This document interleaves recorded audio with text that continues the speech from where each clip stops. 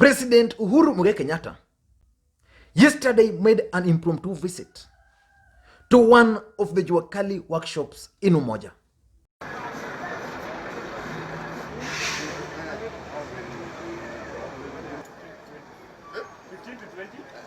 But we have so many young guys pending, waiting for more, and even the whole of this group. Vijana wengi sana hapa tunafanya nao kazi. Line yote. In terms of space, we have a very big space. We have big space. We have a very big team.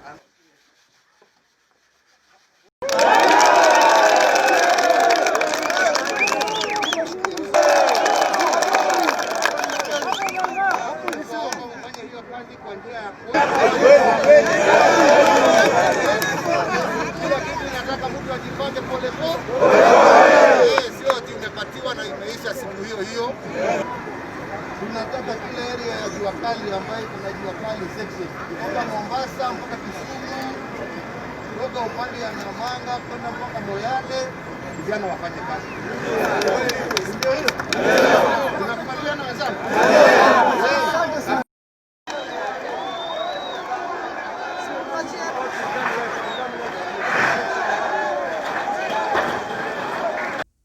The president wanted to check and inspect the progress of the production of desks, which are meant to be distributed to various schools.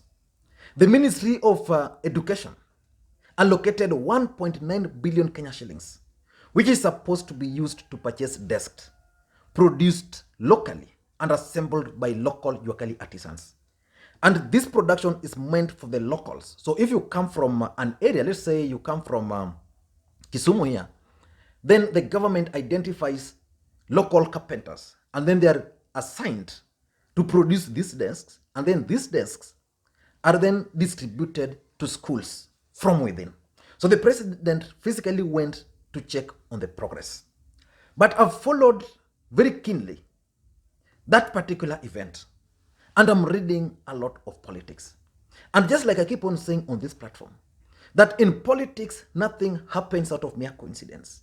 Everything in politics is normally designed to achieve specific political objectives.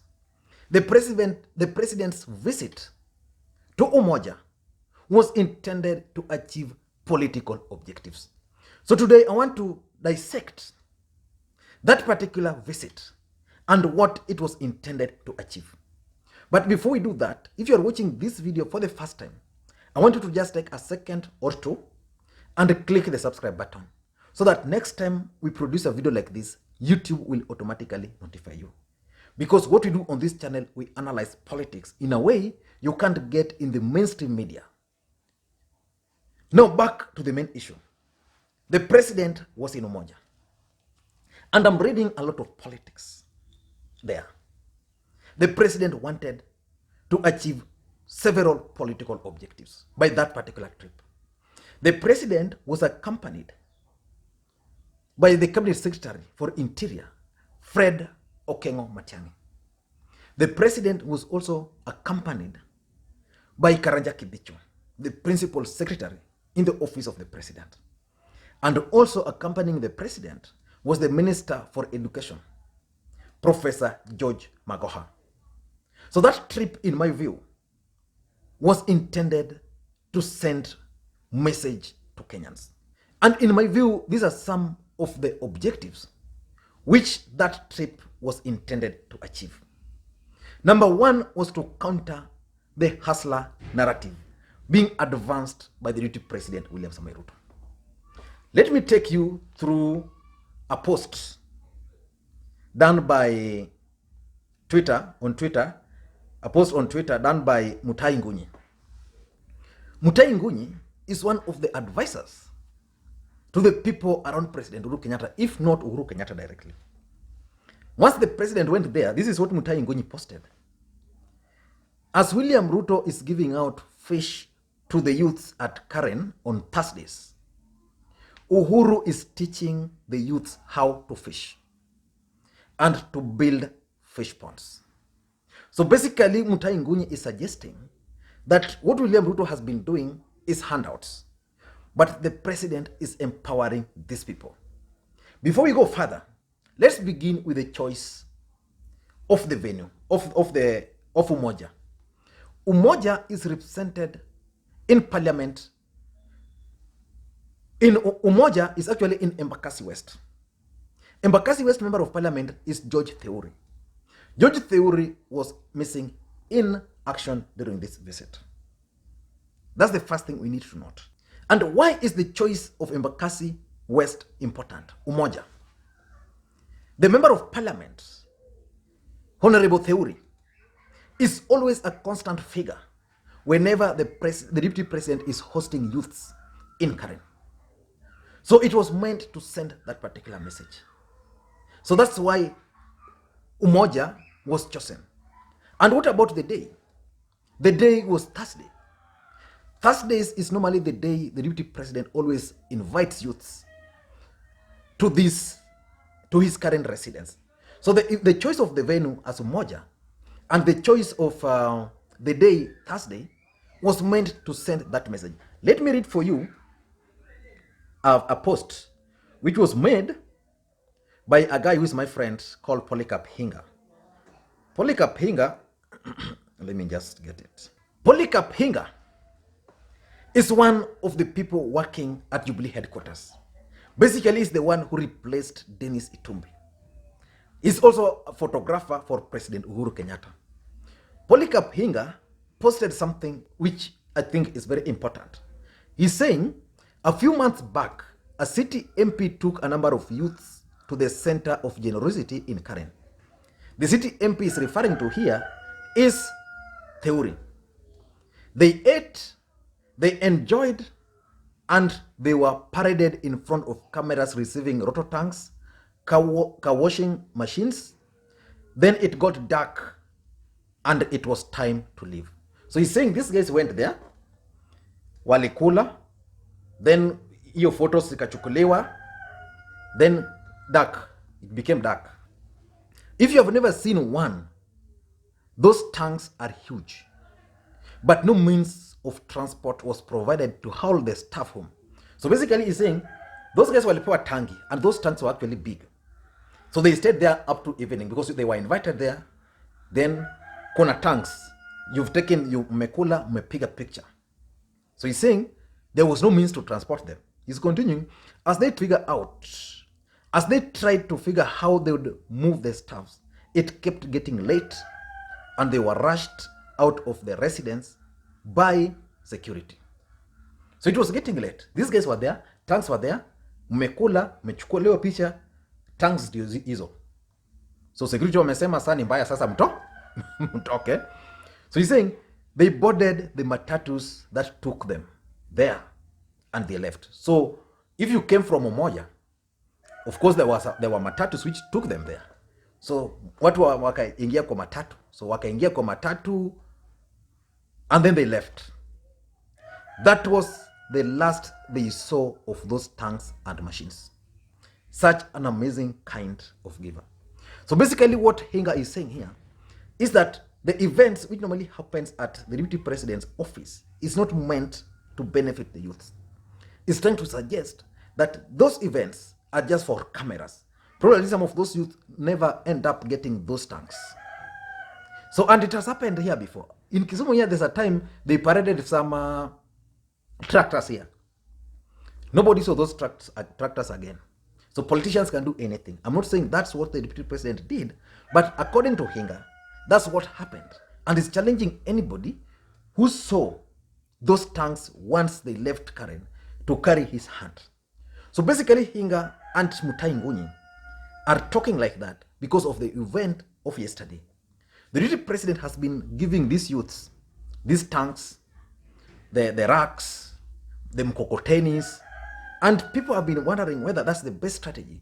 But the deputy president, being a guy who is very shrewd politically speaking, realized that he needed to play with the emotions, because that's what politics is, of the poor, invoke the poor and create clash war, so that you are, and create class war, so that we have the haves and the have-nots, so that a tank becomes very important and dear to an ordinary person.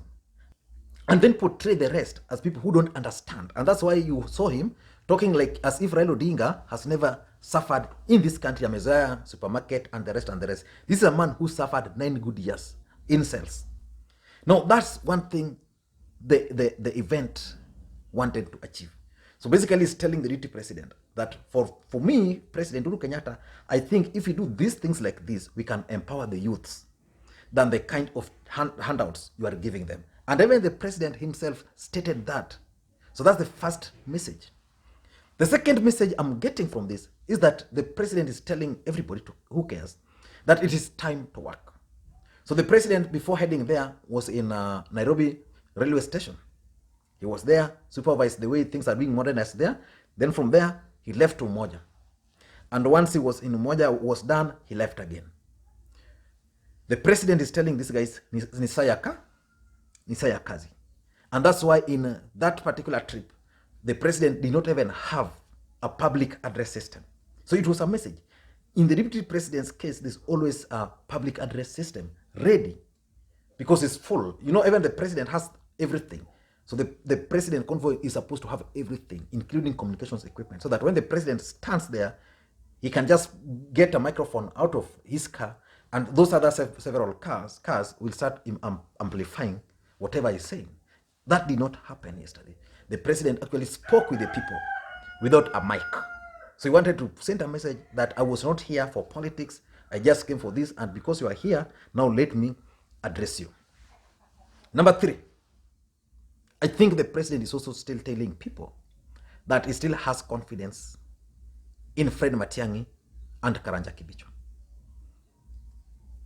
Remember, even the Minister for Education said at some point that he was recommended by Matiang'i to be appointed to the cabinet. So it means these are a team. The president is expressing his confidence in them. Otherwise, the president would have just sneaked out there with someone else or just alone. And of course, it was not the first time the president was visiting or making a trip to Nairobi. Number 4 is the legacy of the president. By allocating 1.9 billion Kenya shillings to benefit directly the locals, I think the president has done something which is wonderful. The only problem is that this amount of money might be hijacked by traders. So we are likely to witness middlemen. So instead of the traders benefiting directly, we'll find middlemen. Because if you read that advert, which was there yesterday in the dailies, let me get the advert and read it for you. The advert, which was yesterday and is expiring today, is reading procurement of locally assembled desks for school. It says the government has allocated 1.9 billion under the economic stimulus program for the supply of locally assembled desks to both public primary and secondary schools. The local locality sector at the sub-county will be involved in the production and the supply of desks to school. To ensure openness, transparency, and fairness in this process, the Ministry of Education and the Ministry of Interior and Coordination of National Government, through their grassroots structures, will adopt a model similar to the one adopted in the Kazi Mtaani initiative to identify and pay qualifying suppliers. Interested local Juakali workshops and artisans involved in carpentry at the sub-county are invited to register using prescribed forms that can be downloaded from the website of the two ministries or collect them from the office of the Deputy County Commissioner and Assistant County Commissioners, the County Director of Education, and their sub-county officers. These forms are supposed to be returned today. Very important. But you see, the thing is, this thing, the way it's designed to benefit the locals. But the fear is that some businessmen might actually decide to benefit from this. So it can turn out to be a very big scandal. So if the president is keen, he must ensure that this thing will benefit the right people. So if that will happen, then it means the 1.9 billion Kenya shillings is going to trickle down directly to these Juakali artisans. So carpenters saizi watakuwa na pesa sana. So if you're planning kununua bed, hiyo bed yako utangoja. Now I'm talking to those wenye wanaanza life, you know, you have to buy a bed. Utangoja. Number 5 is the Building Bridges initiative. I think the president is now starting to come out to gauge the reception, because there's been this talk that the president is unpopular. So the president is now getting out there, so people can start talking that kumbe the guy is here. The reception, you saw how he was received. It was an impromptu visit. Of course, he's a president. Anytime he's there, people will be curious to see him, just like a celebrity. It doesn't really mean that he's popular. But again, being a politician, he can gauge from the mood of the people. His intelligence were actually there. So after that meeting, they were going to brief him that pale boss ilikuwa mbaya, watu wanasema hivi. But I think the biggest message was that the president wanted to counter that hustler narrative. That's the approach which is being given is not the right one. Let us empower these people. Let us not give them handouts. I don't know what you think. Let me read in the comment section.